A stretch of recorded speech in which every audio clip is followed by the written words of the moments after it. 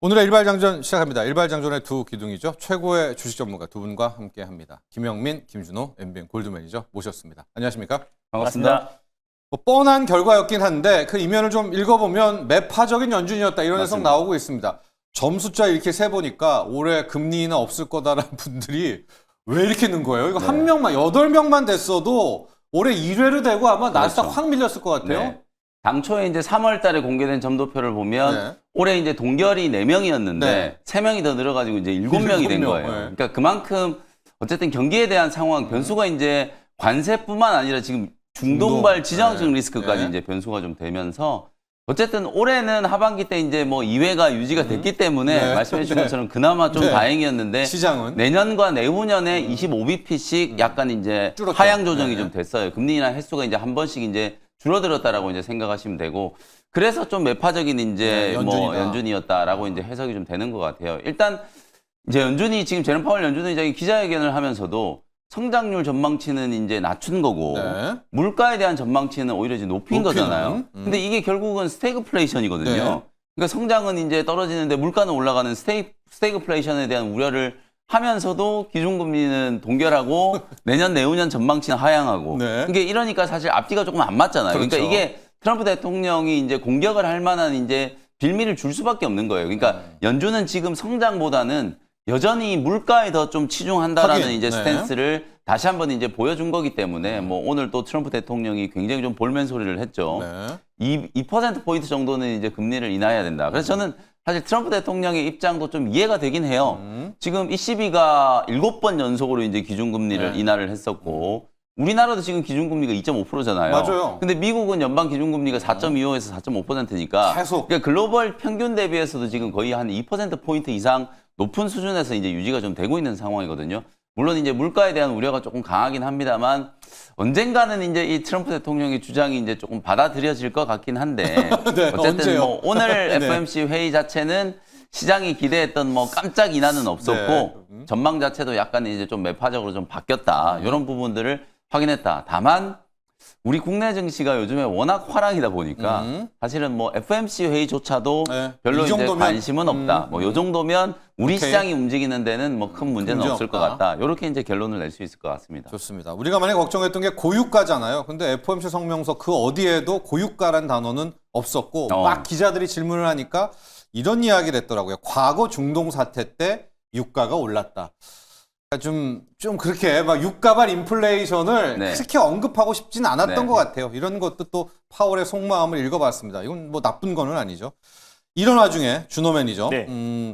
그래 우리만의 길을 또 가야 될 것 같아요. 연준제를 뭐 중립으로 일단 갈게요. 일단 뭐 중립으로 가면 좋을 것 같고 사실 유가 같은 경우도 연준에서 이제 가장 집중했던 게 헤드라인 뭐 PC 지표가 아니라 이제 코어 CPI였잖아요. 맞습니다. 그래서 뭐 유가라든지 식료품 가격을 제한 어떤 이제 실질적인 어떤 물가를 가장 민감하게 예의주시하고 있기 때문에 사실 이제 중동발 지정학적 리스크로 순간적인 어떤 이제 유가 상승에 대해서는 크게 이제 신경을 안 쓰고 있는 부분이다라고 생각하시면 좋을 것 같습니다. 그리고 일단 올해 안에 그래도 두 차례 금리 인하에 대한 어떤 기조는 그래도 변하지 않았기 때문에 시장이 일단 장 초반의 상승폭은 반납하긴 했지만 그래도 좀 안정적인 흐름이 나오지 않았나라고 좀 보고 있습니다. 그래서 우리는 그냥 우리 갈 길을 가면 될 것 같고요. 결국에 이제 올해 하반기에 실적 성장이 크게 기대가 되고 좀 강력한 좀 모멘텀도 있는 섹터 안에서 움직인다고 했을 때는 시장과 무관하게 계속해서 상승 추세가 나오지 않을까 좀 보고 있습니다. 그 안에서 가장 이제 핵심이 될 수 있는 게 그래도 화장품과 그리고 피부 미용 의료 기기 관련된 기업들은 올해 하반기에 어떤 매출 성장이 너무나 기대가 되고 또 상반기 최대 쇼핑 행사라고 할 수 있는 6.18 쇼핑 대축제에도 결국 국내 화장품과 국내 화장품 특히 홈 디바이스 판매량이 급증할 수밖에 없다고 보고 있습니다. 그래서 오늘 관련해서 가장 핵심 수혜주로 API라는 기업을 오늘 토픽 종목으로 들고 와봤습니다. 아무래도 이제 홈 디바이스 관련해서는 뭐 국내에서는 또 최근에 뭐 중국 쪽에서도 가장 핵심 기업으로 좀 부각되고 있는 기업이라 보시면 될 것 같고요.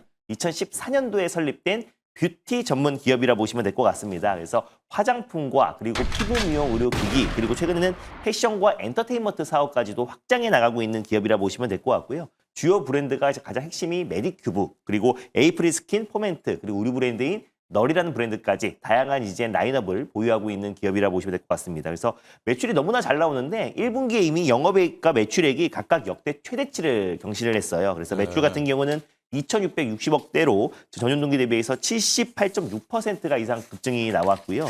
그리고 영업이익 같은 경우도 545억대로 전년 동기 대비해서 무려 96.5%, 그리고 순이익 같은 경우도 거의 499억으로 같은 기간 무려 107% 이상 급증이 나와준 예. 상태예요. 그래서 사실 전반적인 이제 화장품 섹터 자체가 5월 달에 지금 이제 전년 동기 대비 9.3% 급증한 10억 달러로 5월 중에 역대 최대치 실적이 나왔는데, 올해 하반기에 어떤 수출과 매출 성장이 더욱더 기대가 되는 게 이젠 한국과 중국 간의 어떤 교류가 좀 활발히 진행되고 있는 맞아요, 상황이고, 그거죠. 또 실제로 네. 이제 많은 이제 3분기부터, 그러니까 다음 7월부터 이제 본격적으로 이제 무비자로 단체 여행 객이 이제 풀린다고, 한시적으로 풀린다고 했을 때는 충분히 국내의 어떤 피부과의 어떤 시술도 늘어나고 화장품 판매량도 같이 늘어나겠지만 못 오는 인구도 굉장히 많단 말이에요. 네. 그랬을 때 이제 한국의 이제 홈 디바이스, 직접적으로 피부과나 이런 시술을 받지 못하는 부분에 대해서 홈 디바이스의 판매량도 급증할 수밖에 없다라고 보고 있습니다. 그래서 작년에도 APR이 역대 최대 매출이 달성했는데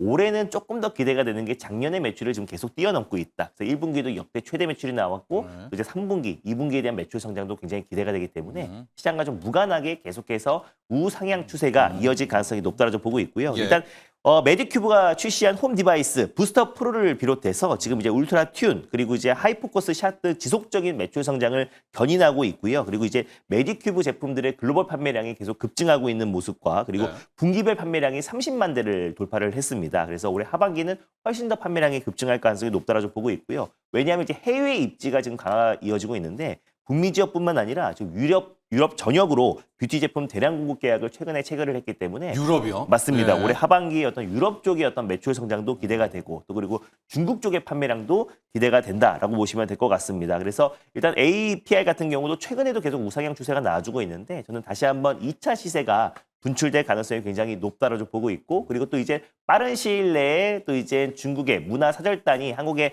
방한을 할 것으로 좀 기대가 되고 있는데, 그랬을 때 이제 한중 간의 문화 교류 확대와 또 그리고 특히나 K-뷰티에 대한 관심이 여전히 높고, 특히 이제 홈 뷰티 디바이스 쪽에서는 국내에서 가장 대표하는 기업이다 보니까 유럽 쪽과 또 중국 쪽의 팔로까지 다시 한번 확대된다고 했을 때는 올해의 어떤 실적 성장 기대가 돼서 뭐 중동발 지정학적 리스크, 여러 가지 관세 영향에도 나름 비교적 선방할 수 있는 섹터가 또 피부 미용 의료기기 섹터가 아닌가라는 관점에서 오늘 API라는 기업을 탑픽 종목으로 들고 와봤습니다. 그렇습니다. 오늘 준호 매니저 일발장전 APR입니다. 우리 K-뷰티도 이제 크게 좀 나뉘는 것 같아요. 네. 코스메틱하고 뷰티 디바이스로 나오는데, 뷰티 디바이스는 우리 못 쫓아오죠? 맞습니다. 중국이랑 그 누구도 아직까지. 맞아요. 그래서 예. 뷰티 디바이스 같은 경우도 이미 뭐 중국 쪽 이제 유튜버들도 한국의 이제 뷰티 디바이스에 대해서 실질적으로 실사용 후기도 굉장히 네네. 많이 남겼고, 한국의 어떤 이제 뷰티 디바이스의 그 경쟁도 굉장히 좀 치열한 예. 상태이다 보니까 우리끼리도. 네. 그래서 결국에 이 판매량은 바로 이제 입증이 되고 있다고 보고 있고요. 그래서 최근에 또 유럽 쪽의 판로를 뚫었던 부분들도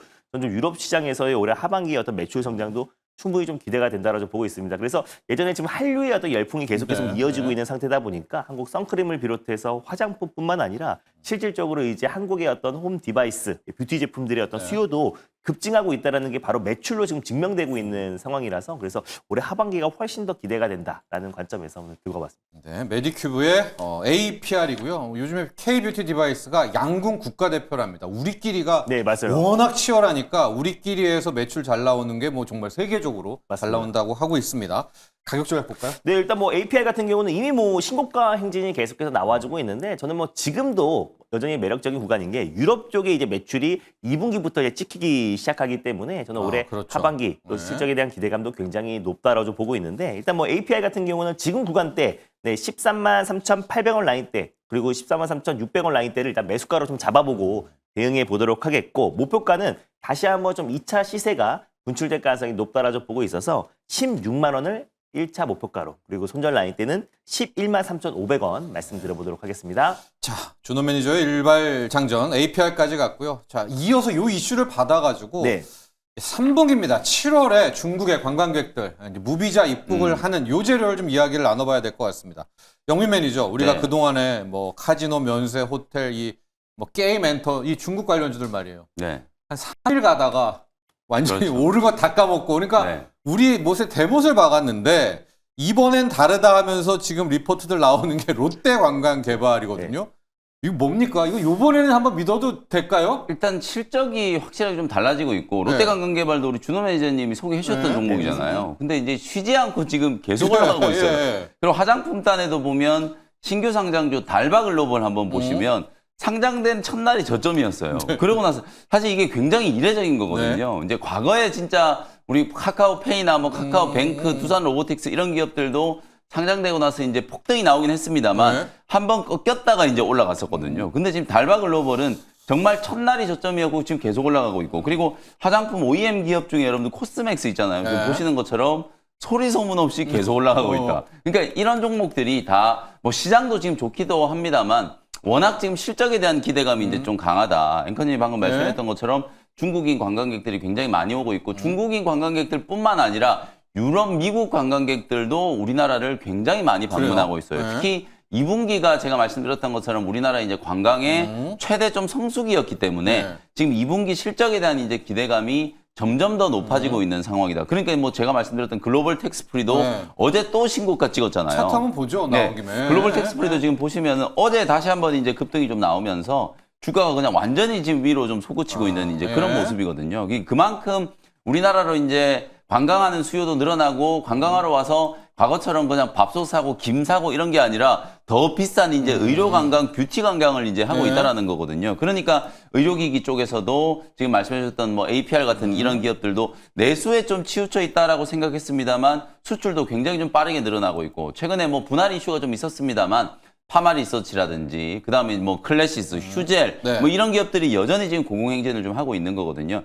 큰 틀에서 봤을 때는 또 한한령 해제에 대한 기대감, 그렇죠. 한중 와야죠, 관계 그쪽도. 회복에 대한 이제 네, 기대감. 그러면 중국인 관광객들은 뭐 지금보다 더 많이 몰려올 수 있는 그런 가능성이 좀 있기 때문에 특히 관광 수요와 관련해서 이런 화장품이나 뷰티단의 어떤 소비가 이제 늘어나는 거 그리고 이제 카지노, 파라다이스라든지 GKL이라든지 그렇죠. 롯데관광개발 뭐 이런 기업들도 계속해서 이제 주가가 좀 우상향할 수 있는 그런 가능성이 이제 좀 높아지고 있다 이렇게 보시면 되겠습니다. 이번에는 찐입니까? 이번엔 좀 믿어도 돼요? 네, 이번에는 분기 시세 가요? 예전에는 그냥 단순히 우리가 뭐 한중 관계 회복된다, 한한령 해제된다 그 기대감으로 그냥 잠깐 가잖아요. 올랐다가 아니다 이러면 다시 다 빼고. 꺼지고 이랬었는데 방금도 계속 제가 강조해드리는 것처럼 숫자가 일단 완전히 좀 바뀌고 있잖아요. 그러면서 또 새 정부 출범하고 지금 또 추경 얘기도 뭐 또 나오겠습니다만 1, 2차 추경 35조 원 얘기 나오잖아요. 그러면 소비주들에 대한 이제 또 뷰도 분명히 좀 달라질 수 있기 때문에 펀더멘탈 자체가 지금 좀 변화하고 있다는 점을 주목을 해보시면 좋을 것 같습니다. 자, 준호면 이제 이야기 더 해보도록 하겠습니다. 이제 롯데관광개발 이야기가 나왔기 때문에 이제 중국인들이 이제 맞습니다. 몰려와요. 7월부터 단체 관광객. 근데 요즘에 제주도로 가보면 이미 맞아요. 와 있다. 맞습니다. 롯데관광개발과 함께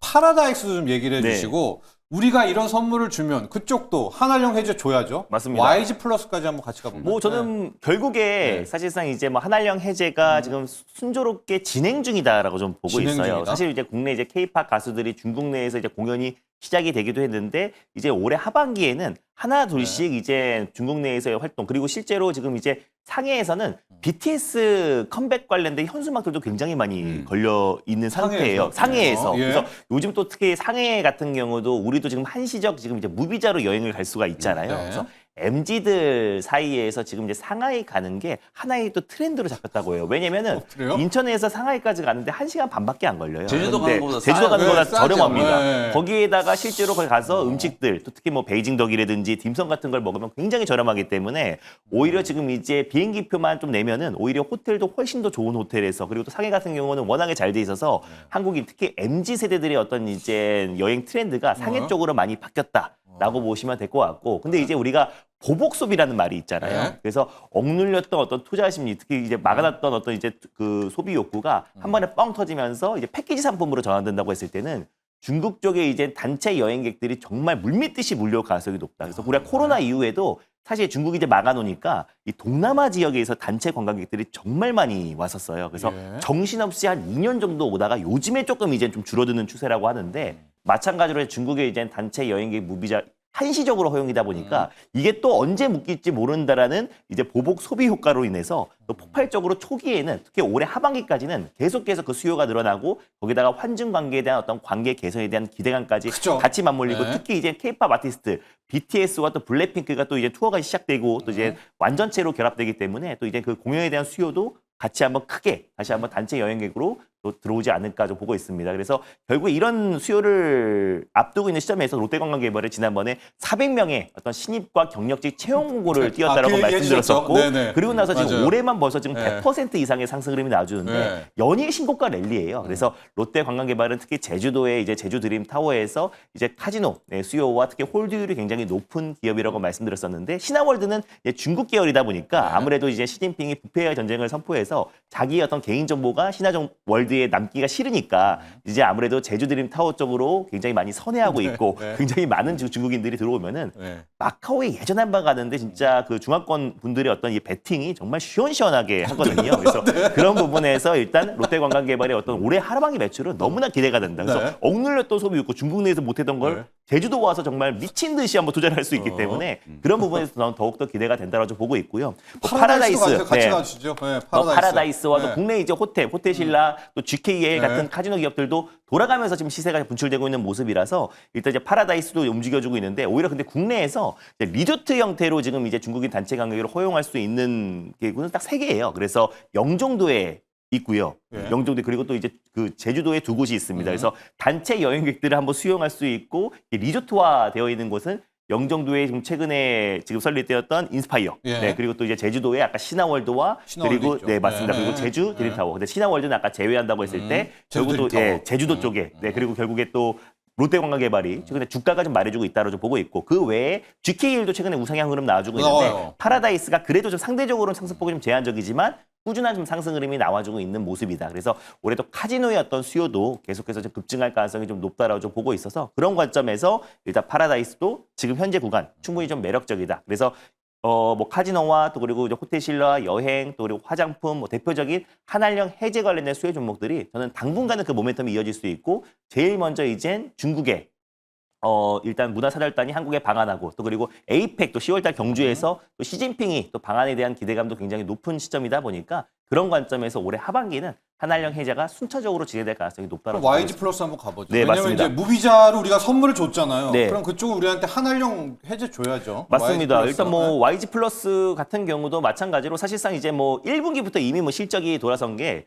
의미가 있는 게 이제 YG 엔터테인먼트의 원래 가장 주력 매출처였던 IP인 블랙핑크 외에도 뭐 트레저라든지 또 블랙몬스터의 어떤 매출도 늘어나고 있다라는 게 의미가 있었었는데 일단 지금 저는 결국에 한알령 해제의 가장 큰 수혜와 그리고 빠른 시일 내에 실적이 찍힐 수 있는 건 저는 엔터사라고 봅니다. 바로 방송 활동이 시작되고 광고 활동부터 시작해서 지금 상하이에 지금 이제 BTS 어떤 그 컴백 현수막들이 쫙 걸려 있는 거를 봤을 때는 이미 중국 쪽에서의 어떤 이제 단체 여행객들이 특히 콘서트라든지 또 그리고 이제 중국의 그 한국의 이제 아티스트를 보기 위해서 직접적으로 어떤 많은 그 인구들이 들어올 가능성이 높다고 보고 있어서 일단 엔터 섹터에서는 YG 플러스가 BTS, 하이브의 어떤 이제 지분도 가지고 있을 뿐더러 하이브의 아티스트들의 어떤 이제 굿즈 상품과 음원을 관리하고 있고 또 그리고 YG 엔터테인먼트에 관리하고 있는 YG 플러스가 가장 이제 중심축 역할을 할 가능성이 높다고 보고 있습니다. 그래서 저 또한 이제 YG 플러스가 엔터 섹터에서는 가장 강한 시세가 분출될 가능성이 굉장히 높다고 보고 있고요. 그냥 이 BTS가 완전체로 뭉쳤다라는 것부터가 굉장히 큰 기대감이 적용될 가능성이 높다고 보고 있어서 YG 플러스는 지금도 매력적인 가격대가 아닌가 보고 있습니다. 여기에 이제 하나 빠져 있는 게 카지노, 엔터, 화장품 그리고 콘텐츠도 봐야죠. 네. 이제 콘텐츠요? 오징어 게임도 이제 곧 이제 또 시즌 3가 또 개봉을 할 거고 그리고 이제 한알령 해제되면은 우리나라 이제 제작사들이 중국에 또 드라마나 영화 굉장히 많이 이제 수출을 또 하게 될 거거든요. 그러니까 들어오는 것도 있지만 또 중국에 나가는 걸 이제 또 생각을 하면은 또 콘텐츠 기업들 요즘에 스튜디오 드래곤, CJ ENM 콘텐츠리 중앙 차트 보시면은 완전히 예전하고 달라졌거든요. 그러니까 화장품, 엔터 그다음에 카지노 여기에 이제 콘텐츠까지도 한번 이제 중국 관련된 모멘텀으로 주목을 해보시면 좋을 것 같습니다. 자, 그리고 이 이슈를 다뤄야 되겠습니다. 영민 매니저. 아마 네. 오늘 국무회의에서 결정이 날 것 같습니다. 이번에 2차 추경을 하면서 민생 회복 지원금입니다. 15만 원에서 아마 차등 지급할 것 같아요. 네. 최대 50만 원인데 어제요. 이 신세계 백화점 주가가 느닷없이 시세를 뽑았거든요. 네. 결국 이제 오늘 국무회에서 확정되고 이제 돈 풀린다 얘기 나오면 오히려 지역 화폐 플랫폼을 살 게 아니라 이제 유통 내수 준비해야 되는 거 아닙니까? 그렇죠. 뭐 코나이라든지 이제 지역화폐 관련된 종목들도 시세가 굉장히 좀 강했고 결국 추경이 1, 2차 합쳐서 35조 원 정도. 그다음에 이제 민생회복 지원금이 일단 소득 상위 10%가 최소한 15만 원 정도. 네. 그리고 일반 국민들은 25만 원. 그리고 이제 차상위 계층이 최대 40. 그다음에 이제 기초생활수급자가 최대 50만 원. 네. 요렇게 이제 지급이 될 거거든요. 그래서 사실상 이제 요게 좀 효과는 일시적이다라는 이런 이제 좀 비판적인 시각들도 분명히 좀 있습니다만 어쨌든 우리나라가 지금 소비가 9분기 연속으로 지금 역성장을 하고 있는 네. 정말 역대급의 이제 소비 침체 국면에 이제 놓여 있는 상황이기 때문에 일단은 뭔가 이제 경기를 좀 살리기 위한 이제 불씨를 좀 만든다라는 네. 측면에서 민생회복지원금 이제 지급하는 게 분명히 효과가 있을 거라고 보고요. 일단은 뭐 백화점 쪽보다는 리테일 쪽이 네, 훨씬 그렇죠. 더 가야 이제 되는데. 수혜는 좀 입을 거라고 네. 보거든요. 그래서 뭐 어쨌든 이게 지역화폐 형식으로 쿠폰 형식으로 이제 지급이 될 거기 때문에 그 해당 지역 안에서 이제 소비를 네. 해야 되는 거거든요. 그런데도 불구하고 어쨌든 뭐 6월달, 7월달 이제 대규모 이제 소비 시즌도 좀 좀 풀린다. 있고 네. 또 하반기 때 여러분들 아시는 것처럼 뭐 추석 연휴가 지금 뭐 최장 10일까지도 지금 기대가 좀 되는 상황이잖아요. 거기에 또 맞춰서 많은 분들이 또 해외여행을 계획하고 계시지만 국내 이제 소비라든지 이제 여행에 대한 이제 이런 수요도 이제 자극하기 위해서 네. 정부가 분명히 이제 대안들을 좀 만들고 있는 상황이기 때문에 뭐 그런 부분들을 감안하면 소비주들도 이제 조금 관심을 좀 가져야 되지 않겠는가 이런 생각이 좀 들거든요. 네. 어저께 이제 신세계 같은 이제 기업들이 조금 움직였고 현대백화점 같은 종목들이 좀 움직였고요. 편의점도 이제 움직였어요. 이마트라든지 네. 말씀하셨던 건 이제 GS 리테일 같은 이런 편의점들도 이제 주가가 이제 반등이 조금 들어오는 그런 모습이거든요. 워낙 저는 이제 이게 뭐 추경과 관련된 모멘텀도 있습니다만 워낙 지금 시장 분위기가 너무 좋다 보니까 많이 빠져있던 이제 낙폭 가대업종도 주가 이제 하단이 좀 높아지는 흐름들은 분명히 좀 진행되고 있는 것 같아요. 그리고 소비 시즌을 맞아서 이런 이제 지역화폐가 이제 지급이 좀 되고 거기에 맞춰서 이제 개별 기업들이 전부 다 이제 소비 행사들을 이제 진행을 하게 될 거거든요. 네, 맞아요. 그러면은 이제 분명히 좀 이마트 같은 기업들 그리고 신세계 같은 기업들은 주목을 한번 해볼 수 그렇죠. 있지 않을까라는 생각이 좀 들어요. 그래서 지역화폐 관련된 종목들이 먼저 이제 강하게 좀 급등을 했습니다만 추석 연휴까지를 이제 감안하면은 소비주들도 좀 중기적인 관점으로 보실 필요가 좀 있다. 그래서 탑픽 종목은 저는 신세계하고 이마트 요 이마트. 두 종목을 한번 말씀을 좀 드려보도록 하겠습니다. 이마트 쪽을 좀 이제 언급하시는 분들이 많은 거. 왜냐면 민생지원금 이마트는 이제 되잖아요. 네, 지역화폐 쪽이니까. 맞습니다. 그런 거 체크하시고요. 지역화폐 플랫폼이 관련주 말입니다. 준호 네. 매니저. 지금 프리마켓에서 아직 시세는 안 빠지는데 네. 이게 이제 오늘 확정이 됐다고 쳐요. 국무회의에서. 이게 세론 될까요? 아니면 이 지역화폐주는 갈까요? 아직은 좋습니다. 프리마켓에선. 좀 세론이 나올 수도 있는데 이제 향후에 이제 그 태완강이라든지 또 풍력 관련해서 아직 단독 보도긴 한데 5조 정도 이제 지원 예상금이 좀 책정이 됐다라고 얘기가 나왔어요. 그래서 태완강 관련된 그 에너지 고속도로 관련된 정책들이 확산된다고 했을 때 그 발전 수익을 다시 지역 주민의 지역 화폐 형태로 다시 한번 또 공급을 한다라고 했기 때문에 일단 이번에 단발성으로 이제 그 지역 화폐 관련 종목들이 변동성이 나올 수 있어도 크게 나왔죠. 중장기적으로 본다고 했을 때는 저는 오히려 이 지역 화폐 관련된 수혜 종목들은 관심을 있게 볼 필요가 있고 또 특히나 이제 네, 맞습니다. 네. 그리고 또 핀테크 기업들, 또 전자결제 플랫폼 기업들이 사실 대부분이잖아요. 그래서 요 기업들이 또 향후에 또 스테이블 코인 관련된 전자결제 플랫폼 기업들로 같이 또 연동될 가능성이 또 분명히 있다라고 저 보고 있어서 그래서 일단 최근에 움직였던 뭐 아톤이라든지 뭐 코나이 같은 기업들도 대표적인 전자결제 플랫폼 기업들이고 또 갤럭시아 머니트리 같은 경우도 지역 화폐 관련된 이제 모바일 플랫폼을 공급하고 있는 기업이기도 하지만은 또 스테이블 코인과 또 그리고 최근에 갤럭시아라는 실질적인 이제 코인을 발행해서 코인원의 상장을 또 앞두고 있어요. 그래서 일단 우리가 가장 이제 지역 화폐 관련된 핵심 기업이라고 할 수 있는 뭐 코나와이 또 웹캡시, 쿠콘 같은 기업들은 약간의 좀 세론과 변동성이 나올 수 있다고 하더라도 그 외적으로 뭐 갤럭시아 머니트리 그리고 이제 다날 그리고 아톰 같은 전자결제 플랫폼 기업들은 오히려 지역 화폐 모멘텀도 있고 스테이블코인 관련된 모멘텀도 있고 오늘 상원에서 통과했다고 하는데 결국 스테이블코인 모멘텀도 있고 향후에 또 이제 스테이블코인뿐만 아니라 STO 쪽으로도 확장된다고 했을 때 같이 또 수혜를 받을 수 있는 기업들이라서 그래서 그 안에서 우리가 같이 영향을 받을 수 있는 기업들을 좀 선별해서 볼 필요가 있다. 그래서 약간 지금 그 지역 화폐 테마적으로 올라갔던 종목들은 좀 변동성이 있대. 오히려 갤럭시아 머니트리나 다날, 아톰 이런 기업들은 오히려 더 중장기적으로도 충분히 수혜를 받을 가능성이 높다고 보고 있습니다. 결국 지금 이제 말씀해 주셨던 것처럼 이게 대부분 다 핀테크 기업이에요. 네. 그러니까 이게 지역화폐 이슈도 있지만 네. 스테이블 코인 코인도 이슈도 같이 같이 이제 있죠. 겹쳐 있다 네. 보니까 미국에 오늘도 지금 지니어스 서클 인터넷이 네.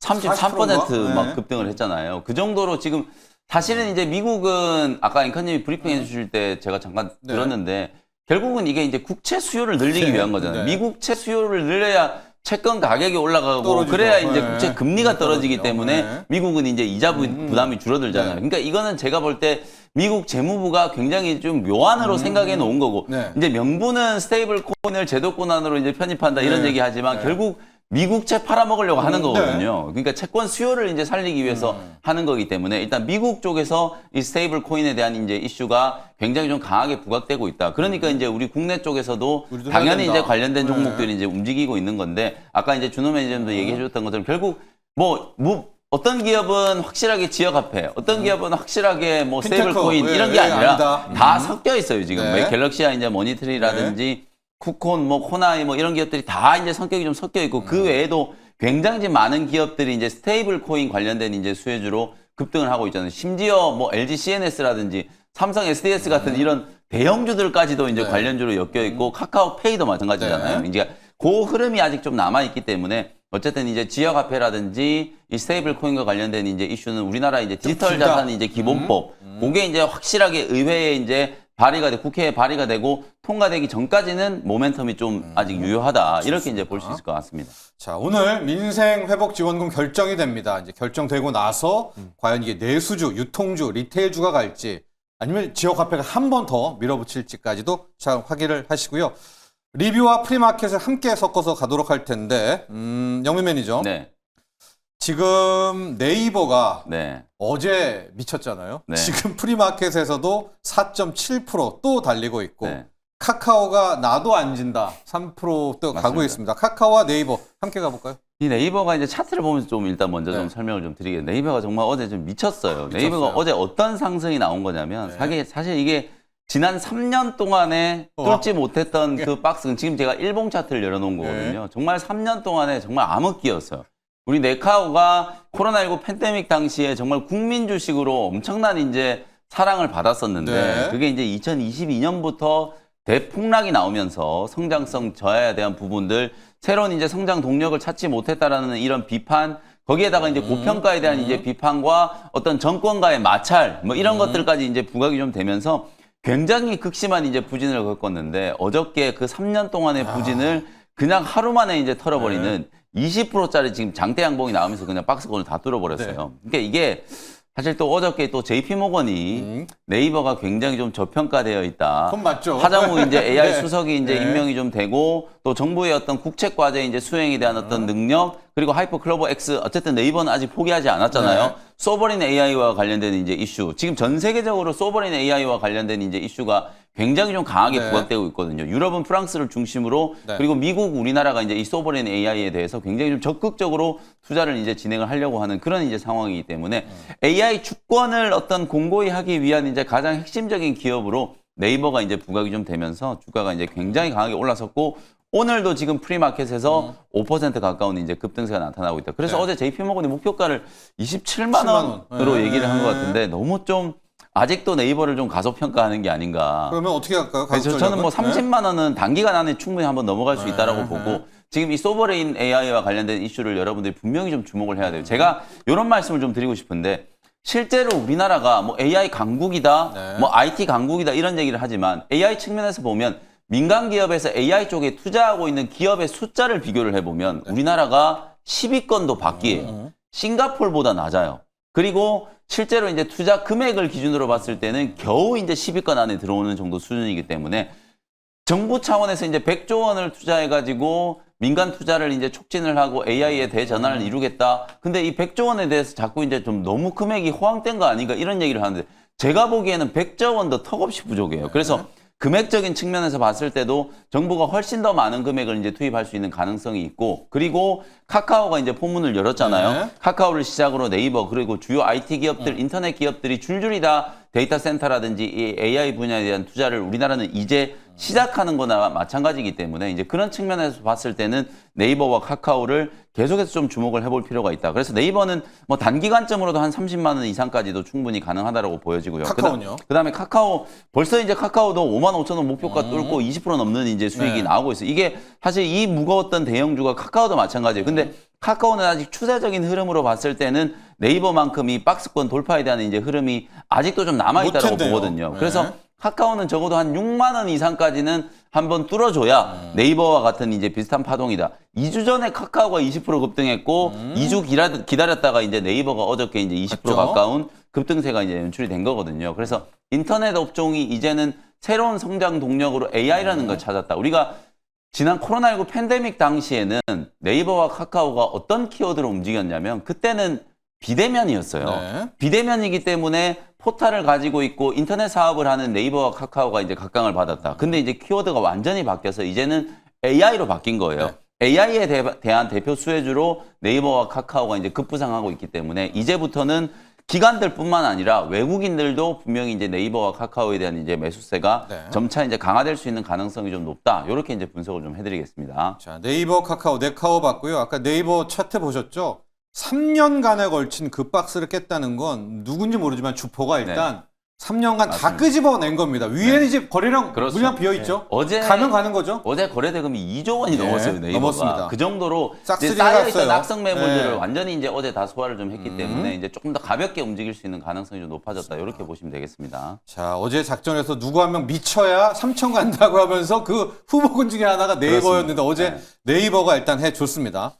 준호 매니저는요, 이어서 LG CNS 리뷰 가고 프리마켓에선 삼성 SDS를 봐주시고 산일전기하고 전력적 LG LS 마리솔루션까지 가보도록 할 텐데 두 개 한번 비교해 주시죠. 네, 일단 LG 뭐 CNS와 SDS. 스테이블 코인 코인. 관련해서 이제 상원에서 이제 통과가 하원에서 네. 이어 상원이 통과되면서 일단 오늘 뭐 뉴욕 증시에도 스테이블 코인 관련 종목들이 뭐 큰 시세가 이제 분출이 되었고요. 네. 뭐 서클 서클 자체가 자체가 날라갔죠. 날라갔고 네. 국내에서도 이제 마찬가지로 이제 스테이블 코인 관련된 입법화에 더욱더 이제 속도를 낼 가능성이 좀 높다라고 좀 보고 있는데 뭐 그 안에서 이제 삼성 SAS 같은 경우는 뭐 실질적으로 뭐 최근에 뭐 AI 관련된 또 이제 가장 핵심 중추적인 역할을 할 가능성이 높은 게 일단 뭐 삼성 SDI 또 그리고 카카오페이 그리고 LG CNS 요 세 기업은 한국은행과 손잡고 이제 CBDC 관련된 시범 사업 해왔던. 한강 프로젝트를 해왔던 기업들이잖아요. 그 이제 전자결제 플랫폼을 그대로 이제 스테이블 코인으로 넘어올 수 있기 때문에 결국 이제 삼성 SDI도 좀 시장에서 새롭게 부각되고 있는 모습이고 카카오 그룹주 거기다가 LG CNS까지 같이 움직여주고 있다. 그래서 지금 삼성 SDS 같은 경우는 지금 이제 대체거래소에서 5.7% 정도 네, 그러네요. 상승 흐름이 나와주고 있고요. 거기다가 이제 최근에 대장 역할을 했던 게 바로 LG CNS인데 네. 아무래도 지금 이제 CBDC 시범 사업 거기 한강 프로젝트에서 총괄을 했던 기업이 바로 LG CNS다 보니까 예. 최근에 좀 강한 시세가 이제 분출이 되었고 시장에서 관심을 갖고 있는 뭐 스마트 팩토리라든지 뭐 다양한 첨단 산업 솔루션들을 공급하고 있는 기업이 또 LG CNS고요. 뭐 우리나라에서 이제 최초로 또 이제 인천 효성동에 또 이제 데이터 센터를 구축했던 기업이기도 하고 국내 또 최대 규모로 또 이제 지금 LG U+에서 지금 데이터 센터 구축하고 있는데 뭐 여의도의 뭐 8배 이상 크기라고 해요. 근데 거기서 LG 뭐 CNS도 마찬가지로 결국 이제 국내 최대 규모의 또 이제 데이터 센터 건립에 같이 지금 협조를 하고 있다. 그래서 그런 점에서 데이터 센터 확충에 있어서도 가장 큰 수혜 기업이 될 가능성이 좀 높다라고 좀 보고 있고요. 거기에다가 이제 플러스로 지금 LG CNS가 어제 또 강한 시세가 분출됐던 게 미국의 이제 스킬드 AI라고 또 이제 로봇 공학 기업과 네. 지금 이제 협력 체계를 구축했다라는 소식이 나와줬어요. 그래서 휴머노이드 로봇 관련된 협력 소식이 좀 나와주면서 LG CNS가 다시 한번 로봇 관련된 수혜 모멘텀으로도 어제 좀 반등 흐름이 나와줬다라고 좀 보고 있습니다. 그래서 LG CNS 같은 경우는 얘는 지금 대체거래소에 이제 없기 때문에 오늘 지금의 상승 흐름은 제한적이지만 결국에 장이 개장되고 나서는 오늘 LG CNS도 강한 시세가 좀 분출될 가능성이 높아서 목표가는 무난하게 돌파할 가능성이 좀 높다고 좀 보고 있습니다. 그래서 결국 스테이블 코인 관련해서 이제 뭐 테마성인 종목들도 많지만 결국 궁극적으로 국내에서 가장 실질적인 수혜주가 될 수 있는 건 대기업 계열사고 여기다가 CBDC와 같이 시범 사업에 협력했던 기업들. 그래서 카카오페이, LG CNS, 삼성 SS가 다시 돌아가면서 저는 시세가 들어올 수밖에 없다라는 관점에서 일단 CNS 같은 경우는 목표가를 조금 상향해 보도록 할게요. 다시 목표가를 9만 원 라인대로 상향하면서 좀 봐보도록 하겠고요. 그리고 다시 뭐 익절 라인대 같은 경우는 7만 4천 원 라인대를 제시해 드리도록 하겠습니다. 이런 지적은 어때요? 이재명 정부가 삼성, LG 이 대기업한테 스테이블 코인 주겠냐? 이런 글들도 있거든요. 네. 그래서 오히려 그쪽은 아닐 거다라고 생각하시는 분들도 계시는 것 같은데. 저는 네. 오히려 네. 이재명 대통령이 지금 주장하는 게 실용주의 아닙니까? 네. 그러니까 그런 약간 대기업이라서 안 주고 이런 그런 것보다는 건, 잘하는 네. 기업에 저는 줄 거다? 분명히 이제 발주를 해줄 거라고 이제 보거든요. 자격을, 그리고 네, 발행기가. 이게 시스템 구축 차원에서 미국도 지금 보시는 것처럼 결국에는 이게 대기업들이 시스템을 구축을 해줘야 판이 깔리는 거고 그래야 이제 중소기업들한테도 낙수 효과가 생기는 거지. 이게 많은 투자가 들어가고 시스템을 구축하려면 인프라를 이제 깔아야 되는데 그걸 중소기업들이 본인들 돈으로 할 수가 없잖아요. 핀테크들이. 그러니까 네. 이제 대기업이 당연히 이제 시스템이나 인프라를 구축하는 역할을 하고 시장이 이제 개화가 됐을 때 중소기업들이 이제 낙수 효과를 좀 받게 될 거기 때문에 뭐 대기업들 그래서 지금 주가가 실제로 움직이는 거는 실제로 이 기업들이 그만큼 수주 가능성이 높기 때문에 먼저 움직이는 거거든요. 그런 측면을 좀 주목을 해 주셔야 될 것 같습니다. 자, 리뷰를 한 주먹 더 가고 프리마켓을 더 갈 텐데 프리마켓에서 LS 마린 솔루션 해저 케이블, 해상풍력 해저 케이블인데 앞서 말한 것처럼 그 이재명 정부의 맞습니다. 그겁니다. 신재생인 것 같기도 하고 산일전기까지 함께 리뷰를 가져가도록 네, 할게요. 일단 뭐 산일전기 같은 경우는 이제 특수 변압기 관련해서 가장 핵심 기업인데 그동안은 이제 LS 일렉트릭이라든지 HD현대 일렉트릭 같은 이제 미국 향 매출이 돋보였던 기업들이 좀 큰 시세가 분출됐다면 이제 국내 내부적으로도 이제 데이터 센터 건설과 또 AI 인프라 투자에 있어서도 결국 이제 국내 또 이제 향 매출 국내 쪽 매출이 큰 기업들도 같이 영향을 받을 수 있다. 근데 산일전기 같은 경우는 이제 최근 들어서 다른 변전 변압기 기업들 대비해서 상승폭이 좀 제한적이었는데 최근 들어서 다시 한번 좀 부각되고 있는 모습이고요. 그래서 효성중공업부터 비롯해서 HD현대 일렉트릭 같은 전력 인프라 기업들이 신고가 행진이 나와주다 보니까 결국 이제 산일전기까지도 그 영향이 맞다. 이어지고 있는 과정이다. 그래서 뭐 무난하게 좀 상승 그리고 우상향 추세가 당분간은 계속해서 이어질 수 있는 게 산일전기 또한 마찬가지로 이제 북미향 매출이 굉장히 높은 기업이고 특히 특수변압기 같은 경우는 진입장벽이 좀 높은 산업이다 보니까 그 부분에서 국내에서 거의 독점적인 지위를 가지고 있는 기업이라서 조금 더 목표가까지 계속해서 흐름을 지켜볼 필요가 있다라고 보고 있습니다. 그리고 이제 LS 마린 솔루션 같은 경우는 마찬가지로 국내 이제 해상 풍력 관련해서 이제 가장 이제 중시적인 역할을 하는 기업이라고 보시면 될 것 같고 결국 이제 신재생 에너지 관련해서 제가 어제도 결국 이제 IRA 관련된 이제 세액 공제안이 결국 이제 2028년까지 뭐 폐지된다는 상원에 지금 이제 세법 개정안도 결국 초안이라고 말씀드렸었잖아요. 그래서 오히려 하나솔루션이 개파랑 출발했을 때 거기가 오히려 또 다시 한번 매수할 수 있는 절호의 찬스라고 말씀드렸었는데 일단 정부 차원, 신정부 차원에서 특히 이제 태양광 그리고 또 해상풍력 쪽에 정말 강력한 어떤 지원이 있을 가능성이 높고 특히 해상풍력 쪽에는 조금 이제 예산에도 우선순위를 두고 있는 상황이다 보니까 결국 그 안에서 가장 이제 핵심 수주를 그렇습니다. 갖고 있는 LS 마린 솔루션이 저는 뭐 중장기적으로도 충분히 성장성이 있다고 보고 있습니다. 그래서 지금 LS 마린 솔루션을 필두로 한 해상풍력 관련 종목들이 좀 상승 흐름이 나오지 않나 보고 있습니다. 영민 매니저, 네. GNC 에너지 리뷰를 가고 그다음 일발까지 갈 네. 텐데 GNC 에너지 말이에요. 차트 한번 보여주시면은 네.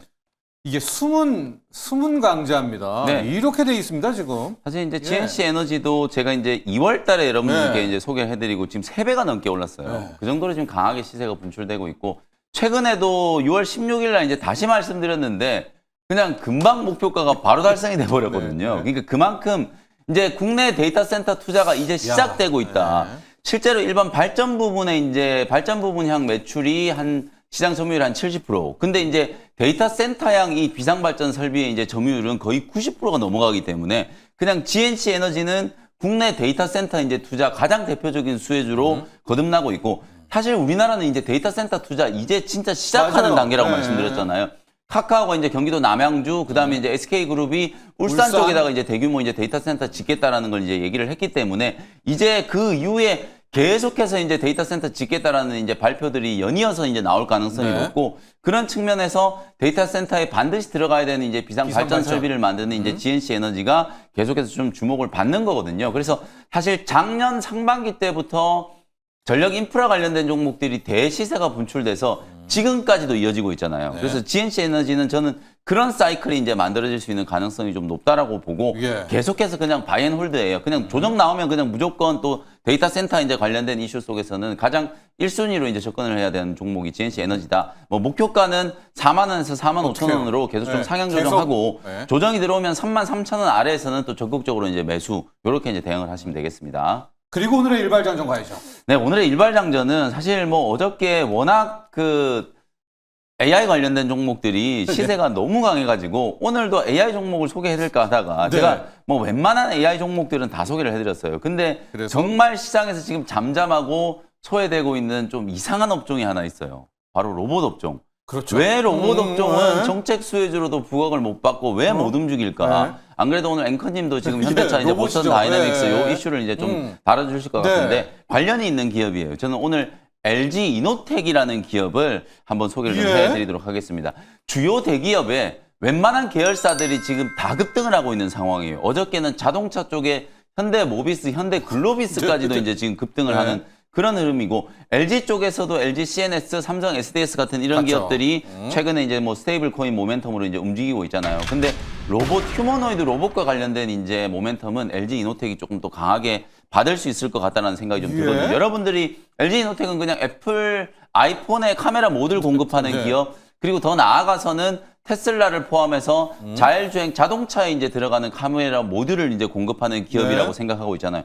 근데 거기서 한 발 더 나아가면 이제는 휴머노이드 로봇의 이제 눈 역할을 할 수 있는 센싱 모듈까지도 이제 LG 이노텍이 공급을 한다는 얘기가 나왔어요. 피규어 AI 쪽으로 어저께 휴머노이드 로봇용 카메라 모듈을 이제 공급한다라는 이제 보도가 나왔는데, 사실 이게 로봇 기업들이 시세가 좋을 때 이 뉴스가 나왔다면 아무리 못해도 한 15%에서 20% 정도는 이제 급등할 재료인데, 어제 뭐 조금 올라가긴 했습니다만 저는 이제 기대했던 것만큼 이제 반응이 안 나왔다라고 보여지거든요. 실제로 LG 이노텍은 작년 2월 달에 피규어 AI에다가 850만 달러 정도 재무적인 이제 투자를 좀 진행을 좀 했었고, 실제로 예. 피규어 AI는 뭐 테슬라와 함께 지금 전 세계에서 가장 각광받는 휴머노이드 로봇 기업 그렇죠. 중에 하나이기 네. 때문에 실제로 피규어 AI는 미국의 이제 엔비디아라든지 마이크로소프트, 아마존 이런 기업들의 대규모 이제 투자를 또 유치했던 이제 기업이거든요. 그게 거의 글로벌 탑티어 정도 수준의 지금 휴머노이드 로봇 기업 쪽에 로봇의 눈을 이제 담당하게 될 카메라 센싱 모듈을 이제 공급하고, 실제로 또 현대차 그룹이 투자한 보스턴 다이내믹스, 예. 미국 상장 이슈가 지금 예, 나오고 예, 있잖아요. 나왔잖아요. 그 보스턴 다이내믹스하고도 로봇용 부품을 공동 개발하자는 MOU를 이미 체결을 했어요. 눈은 필요하니까. 그러니까 네. 실제로 이제 LG 이노텍은 그동안에 이제 뭐 스마트폰용, 그리고 이제 전장용, 거기에 더 나가서 이제 휴머노이드 로봇용으로까지 포트폴리오가 확장되고 있거든요. 예. 그러니까 지금 당장은 실적이 그렇게 썩 뭐 좋은 상황이 아니어서 주가가 완전히 주저앉아 있습니다만, 최근에 어떤 시장 분위기나 낙폭 가대 종목들이 느닷없이 갑자기 이제 이렇게 급등하는 흐름들을 이제 감안을 해봤을 때 예. 그런 치세가 한 번 정도는 좀 분출될 수 있는 가능성이 좀 있지 않을까. 그래서 오늘은 조금 역발상으로 네. 오히려 지나치게 너무 많이 빠져 있다라는 그런 생각이 좀 드는 LG 이노텍을 또 공략을 하는 거고, 특히 또 최근에는 LG전자가 로보티즈하고 같이 휴머노이드 로봇을 공동 개발한다는 것도 발표를 했어요. 그러면 LG전자가 개발하는 휴머노이드 로봇에도 당연히 LG 이노텍이 로봇의 눈을 예. 담당할 수 있는 카메라 모듈을 공급하게 되겠죠. 이제 그런 측면에서 봤을 때 이제 전장 기업이다, 뭐 스마트폰용이다, 이런 이제 생각에서 휴머노이드 로봇용 이제 카메라 모듈을 공급하는 기업으로 변모하고 있다. 이렇게 이제 보시면 되겠습니다. 예. 가격 전략 한번 말씀드려 볼게요. 어제 네. 종가 이제 15만 3천 원 정도 매수 가격 말씀드리고요. 차트 보시면 뭐 주가가 지금과 같은 시장에서도 너무 철저하게 지금 소외가 되고 있어서 한 번 정도는 좀 솟구치는 흐름이 나와줄 수 있을 거라고 보고요. 마음은 편해요. 그러니까 네. 신규 매수잖아요. 맞습니다. 이게 네, 워낙 네. 뭐 싼 가격이기 때문에 한 네. 18만 원 정도 목표가 잡아놓고, 대신에 손절은 조금 짧게 14만 원 정도, 요 자리가 이제 하단이기 때문에 요거 깨지면 그냥 손절하고 바꾼다라는 생각으로 손절가는 조금 타이트하게 14만 원 정도 잡아드리도록 하겠습니다. 자, 오늘 영미 매니저의 일발, 로봇의 눈으로 갑니다. LG 이노텍이 이제 애플 아닙니다. 로봇의 눈, LG 네. 이노텍, APR, 네, 뷰티 맞습니다. 디바이스 같습니다. 자, 성공 투자하십시오. 오늘 감사합니다. 고맙습니다.